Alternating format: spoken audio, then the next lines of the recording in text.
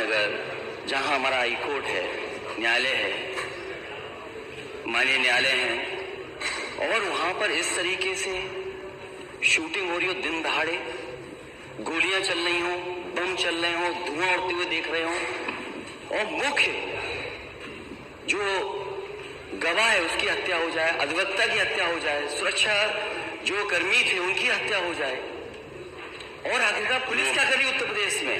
और अगर समय पर इलाज मिल जाता जहां अस्पताल में पहुंचे हैं तो शायद किसी की जान बच जाती। आखिरकार ये सरकार कर क्या रही है? ये डबल इंजन कहां घूम रहे हैं? और सिक्योरिटी का फेलियर, आपका इंटेलिजेंस फेलियर।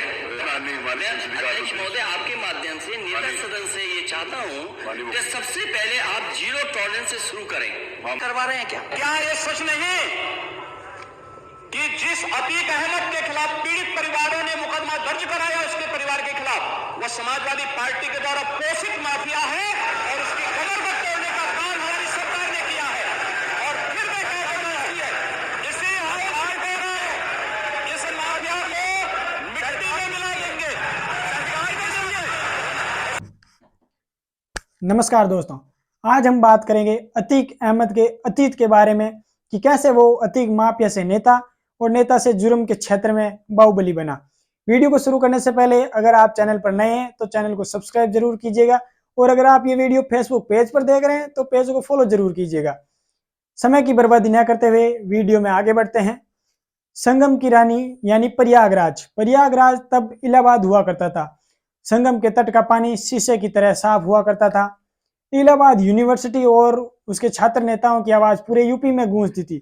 1980 के दशक की बात है, जब इलाहाबाद बदल रहा था, या यूं कहे कि नए रंग रूप आकार आवरण अख्तियार हो रहे थे। नए नए उद्योग खुल रहे थे, नए नए कॉलेज बन रहे थे, और बड़े बड़े सरकारी ठेके बढ़ रहे थे। उस समय छात्र नेताओं व स्थानीय लोगों के मन में दौलतमंद बनने की इच्छा बुलंद हो रही थी। उसी दौर में फिरोज तांगेवाले का लड़का अतीक अहमद सुर्खियों में आता है, और 1979 में फिरोज तांगेवाले का लड़का और चकिया मोहल्ले का वह लड़का अतीक अहमद अपनी हाई स्कूल में फेल हो जाता है। इलाहाबाद के रेलवे स्टेशन पर अतीक अहमद के पिता फिरोज तांगेवाला तांगा चलाता था, लेकिन बेटे के सर पर जल्दी अमीर बनने का जुनून सवार था। इसी के चलते मैं 17 साल की उम्र पर उस पर हत्या का आरोप लग गया, और वह अपनी इस गुनाह की दुनिया में आगे बढ़ता चला गया, और उसका गुनाह का धंधा फलता फूलता गया, और वह चकिया के आसपास के इलाकों से हफ्ता वसूली करने लगा। उसी दौर के चलते इसकी दबंगाई एक ऐसे शख्स को अखरने लगी, या कहे कि चुभने लगी। पुराने इलाहाबाद के उस समय का दबंग नेता, या यूं कहे कि दबंग माफिया चांद बाबा। लोग बताते हैं कि इनकी दबंगाई इतनी थी कि इनके एरिया में पुलिस भी जाने से कतराती थी। अगर कोई भूलवंश पुलिस वाला चला भी गया तो उसके गुंडे बिना पिटे उसको वापस नहीं भेजते थे। चांद बाबा के गैंग के सामने ये महज 20 साल का चकिया का लड़का खुद को उससे भी बड़ा गुंडा साबित करने में पूरी ताकत झोंक रहा था। उम्र के साथ साथ बदमाशी में भी ये चकिया का लड़का चांद बाबा के सामने छोटा था, लेकिन स्थानीय पुलिस और वहां के नेता अभी अतीक अहमद को सह दे रहे थे, क्योंकि वे चांद बाबा का खौफ खत्म करना चाहते थे। उनकी रणनीति थी कि लोहे को लोहे से काटने की कोशिश कर रहे थे। तो स्थानीय पुलिस, नेता और बदमाशों के इसी कॉकटेल की वजह से अतीक अहमद जुर्म की दुनिया में हमसाया बनता चला गया। और कहते हैं कि जुर्म की दुनिया में जाने के कुछ दिन बाद ही अतीक अहमद ने अपना राजनीतिक गठजोड़ इतना मजबूत कर लिया था कि जब एक बार उसे पुलिस उठा कर ले गई तो उसने वो कर दिखाया जिसकी उम्मीद किसी को न थी। बात है 1986 की, जब यूपी में सरकार थी वीर बहादुर की और प्रधानमंत्री थे राजीव गांधी। उस समय अतीक अहमद व उसकी गैंग पुलिस के लिए एक बहुत बड़ा खतरा बन चुकी थी।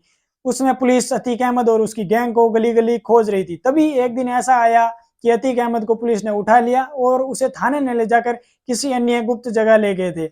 लेकिन तभी एक दिल्ली से फोन आता है, और बताया जाता है कि वह फोन एक सांसद का था जो तत्कालीन प्रधानमंत्री राजीव गांधी के बेहद करीबी थे। दिल्ली से फोन गया लखनऊ, और लखनऊ से फोन आया इलाहाबाद। तभी पुलिस को तुरंत अतीक अहमद को छोड़ना पड़ गया। पुलिस और नेताओं को यह एहसास भी न था कि अतीक अहमद सिर्फ चांद बाबा के लिए नहीं, बल्कि आगे चलकर कानून के लिए भी एक बड़ा खतरा और सियासत के लिए एक बड़ा सरदर्द साबित हो जाएगा। अतीक अहमद और चांद बाबा के बीच कई बार गैंग वॉर हो चुका था। अंत में दोनों ने चुनाव लड़ा, अतीक अहमद विधायक बन गया और चांद बाबा चुनाव हार गए। 1989 में चुनाव जीतने के कुछ महीने बाद चांद बाबा की हत्या कर दी गई। बीच चौराहे भरे बाजार में एक पुराने प्रयागराज गैंगस्टर का हत्या न हुई, बल्कि एक नए गैंगस्टर के बाहुबल का खूनी उदय भी हुआ था। पुलिस की सह पाकर अतीक अहमद ने धीरे धीरे एक एक करके चांद बाबा की पूरी गैंग का खात्मा कर दिया और इस अतीक अहमद के खौफ के चलते इलाहाबाद के पश्चिमी सीट से विधायक का टिकट लेने की किसी के भी हिम्मत न हुई थी। इसी के चलते 1991 और 93 में अतीक अहमद निर्दलीय से 2 बार चुनाव जीत चुका था। धीरे धीरे 1996 में समाजवादी पार्टी से नजदीकियां बढ़ी और समाजवादी पार्टी से टिकट पाकर 4थी बार विधायक बना और 1999 में अतीक अहमद ने अपना दल का हाथ थाम लिया। 2004 में अतीक अहमद ने यूपी को हिला देने वाली घटना को अंजाम दिया। 2004 में अतीक अहमद ने पुनः समाजवादी पार्टी का हाथ थामा और फूलपुर से सांसद का चुनाव लड़ा और चुनाव जीत गया। सांसद बनने के बाद अतीक अहमद की इलाहाबाद की पश्चिमी सीट खाली हो चुकी थी, तो उसने इलाहाबाद के पश्चिमी सीट पर अपने भाई अशरफ को चुनावी मैदान में उतारा।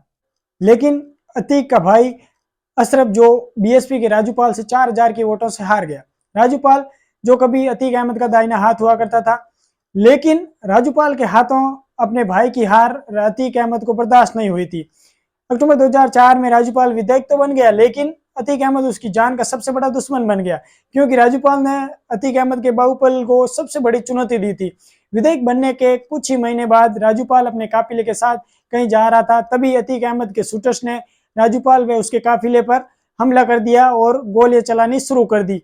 गोलियां चलाने के कुछ ही समय बाद जब राजूपाल के समर्थक राजूपाल को टेम्पो में बैठाकर हॉस्पिटल ले जा रहे थे, तभी अतीक अहमद के शूटर्स को लगा कि राजूपाल अभी जिंदा है, तो एक बार उन्होंने दोबारा टेम्पो पर फायरिंग की। अस्पताल ले जाने के बाद तब तक उस पर राजूपाल पर 19 गोलियां लग चुकी थी, तो डॉक्टरों ने उसे जाते ही मृत घोषित कर दिया था। के मामले में राजूपाल के दोस्त उमेश पाल एक ही मात्र मुख्य गवाह थे, तो इसकी वजह से इसके चलते अतीक अहमद ने उमेश पाल को कई लोगों से कहलवाया था कि इस केस से हट जाए, नहीं तो उन्हें दुनिया से हटा दिया जाएगा। तो इसके चलते फरवरी 2006 में उमेश पाल का अपहरण कर लिया गया और उन्हें करबला नामक एक कार्यालय में ले जाया गया और उन्हें रात भर पीटा और उसको पीट के एक हलफनामे पर, उसके खाली हलफनामे पर हस्ताक्षर करा लिए गए और उस पर लिख दिया गया कि उस समय वह घटनास्थल पर मौजूद नहीं था और उसने राजूपाल की हत्या होते हुए नहीं देखी थी। और वह हलफनामा दूसरे दिन उसने कोर्ट में पेश की और वह केस से बरी हो गया था, क्योंकि उस समय अतीक अहमद का आतंक का खौफ कुछ ज्यादा ही था। फिर धीरे धीरे चलते 2007 में मायावती की सरकार बनी। मायावती ने अतीक अहमद पर और उसकी गैंग पर शिकंजा कसना शुरू किया और अतीक अहमद की गैंग का कच्चा चिट्ठा पुलिस को सौंपा और वह धीरे धीरे अतीक अहमद की गैंग को एक एक करके खत्म करने की कगार पर थी। इसी के चलते उमेश पाल ने अपने अपहरण का मामला दर्ज करवाया था जुलाई 2007 में।